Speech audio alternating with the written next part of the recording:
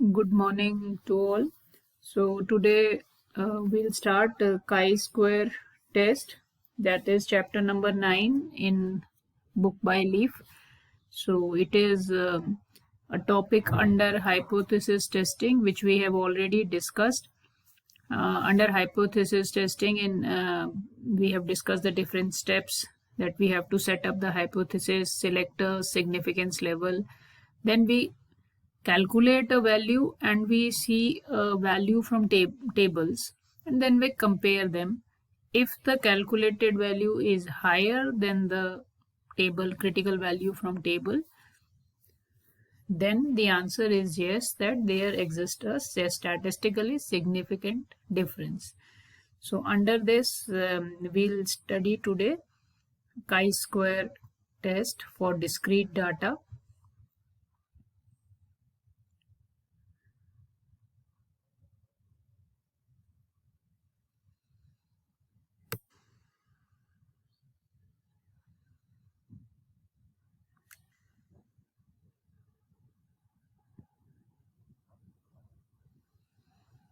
Okay, now chi-square test for discrete data, we'll study two types of test under this topic.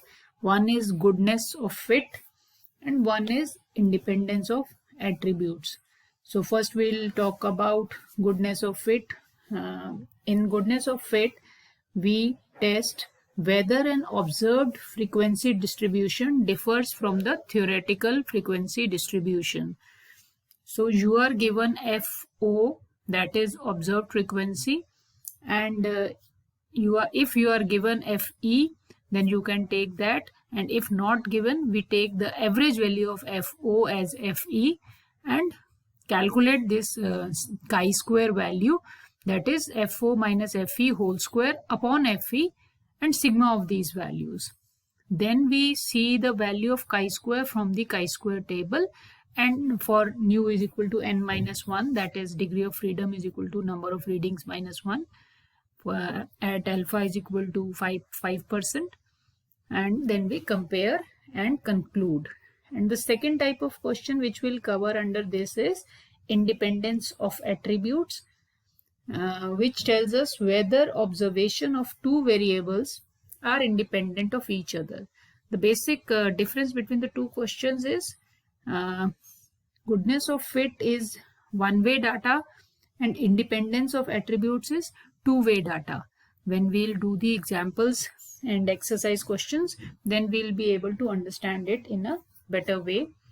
And for two-way data, that is for independence of attributes, we'll calculate the observed frequency is given in the question, and expected frequency we calculate by row total into column total divided by grand total, and degree of freedom is given by number of rows minus 1 multiplied by number of columns minus 1.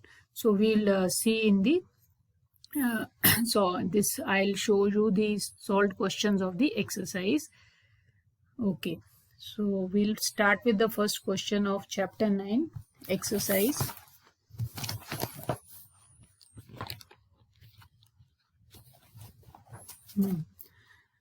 It is given that number of thin places in equal lengths of similar yarn on 4 different spinning machines were counted with the following results. We are given 4 machines and we are given number of thin places of the yarn from 4 machines. Do these data suggest that there were significant difference among the machines? So this question comes under goodness of fit because it is one-way data and we are given the observed frequency. So first we'll add them and calculate the average, that is mean, which we'll assume as expected frequency because all the machines are similar, so expected behavior is similar. Then we'll calculate difference between FO and FE, then we'll square those values, and then FO minus FE whole square divide by FE for all the data, and then we add all these values here and we get the chi-square value is 5.281. So now next step is we have to calculate, we have to see the table value of chi-square at k is equal to n minus 1, which is 3 in this question, and alpha is equal to 0.05, and we see from the table that chi-square table value is 7.815. So here we can see that calculated value is less than table value. So the answer is no. No, there is no significant difference among the machines. All the machines are behaving similar in a similar manner, and there is no significant difference. Now the second question. In the second question, red, green and blue fibers are nominally mixed in the proportions of 2:3:5 to form a certain blend. A sample of 1000 fibers was chosen at random, and from a large batch of the mixture was examined, and the number of fibers of each color counted. Did the proportions differ significantly from the nominal? So this is also one-way data, and it comes under goodness of fit. Basically 1000 fibers and 2:3:5 ratio is given for red, green, blue. So first we will calculate the expected frequency, which is 2 upon addition of 2 plus 3 plus 5 is 5. 2 upon 10 into 100, which is 2 upon 10 into 1000, which is 200. So expected frequency of red is 200, for green it is 300, and for blue it is 500 in a sample of 1000. But observed frequency is given as 231, 281 and 488, and we have to tell did the proportions differ significantly from the normal. So similar process we'll follow. We'll find the difference between FO and FE, and then square that value, then divide by FE, and we'll calculate the value of chi-square, which is 6.296 in this case, and the table value for n-1 2 alpha 0.05 is 5.991. So calculate value is higher than table value. So yes, proportions differ significantly from the nominal. That means the mixing is not proper. Proportions, there is a difference between the proportions. So now we'll move to third question. In the third question, an experiment was carried out to compare the effect of 4 shrink resist treatments on wool fibers. A number of fibers from each treated batch was examined, and the fibers were classified according to amount of damage they had sustained. Degree of damage is there and treatments are there. Degree of damage is none, mild, severe, and treatment is A, B, C, D. Do these results suggest that some treatments are significantly more or less likely to damage fibers than others? So here we have to find if there is an association between the treatment and the degree of damage. So this question comes under independence of attributes, because the data is two-way, and we are finding whether these two variables are independent of each other or not. Matlab, effect of treatment is there on degree of damage or not. So we will find the answer in yes or no. In this case, first what we have to do is, this is your question table. You first calculate the row total and column total, and this is grand total. So and find the expected frequency, that is row total into column total divided by grand total for each value. For 53, suppose the row total is 236 and this is column total is 100, so 236 into 100 upon 400. Similarly, we'll calculate the expected, this I have shown here for one example, for one value, the expected frequency I have shown the calculation. For other values you can calculate on your own. So you have to change the table in this way, where these are three degree of damage is none, mild and severe. Treatments are A, B, C, D, and this is the question. This data is given in the question. I have just changed the format, and this data you have to calculate from the formula row total into column total divided by grand total.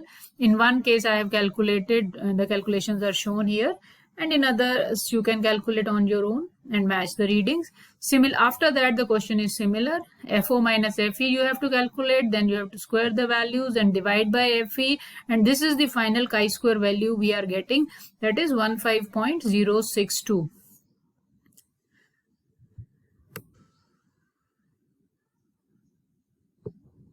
Okay, now we have to see the table value also, and for k is equal to 6. Now rows -1 into column -1 is 6, that is degree of freedom is 6, and alpha is 0.05, and chi-square table is 12.59, and our value was 15.062, and so calculated value is higher than the table value.